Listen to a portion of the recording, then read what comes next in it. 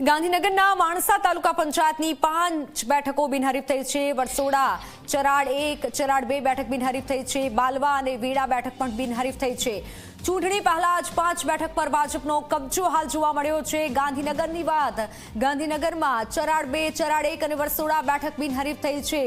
ચૂંટણી પહેલા જ 5 બેઠકો પર ભાજપે કબજો મેળવી લીધો છે। ફોનલાઈન પર સંવાદદાતા હિતલ જોડાઈ ચૂક્યા છે। હિતલ, ગાંધીનગરની વાત કરીએ, ચૂંટણી પહેલા જ 5 જેટલી બેઠકો તો બિનહરીફ ભાજપે જીતી લીધી।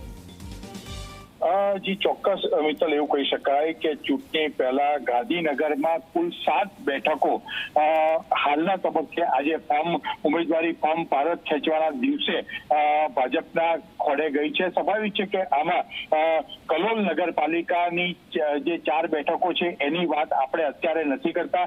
આ 4 બેઠકો પહેલા ભાજપના ફાળે ઓલરેડી જતી રહી છે। આજે જિલ્લા પંચાયતમાં 2 બેઠકો ભાજપના ફાળે સીધી રીતે ગઈ છે। સમૂહ અને લોધરા બેઠક ભાજપના જિલ્લા પંચાયતના ફાળે ગઈ છે। આ ઉપરાંત માણસા તાલુકા પંચાયતની 5 બેઠકો ભાજપ દ્વારા અને બિનહરીફ રીતે મળી છે।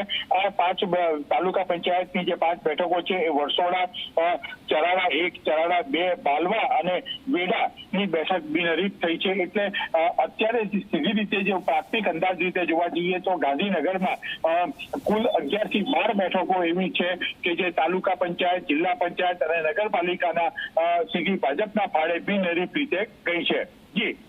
જી બિલકુલ, આભાર માહિતી બદલ। ત્યારે ચૂંટણી પહેલા 7 જેટલી બેઠકો પર ભાજપે કબજો મેળવી લીધો છે। માણસા તાલુકા પંચાયતની 5 બેઠક બિનહરીફ થઈ છે।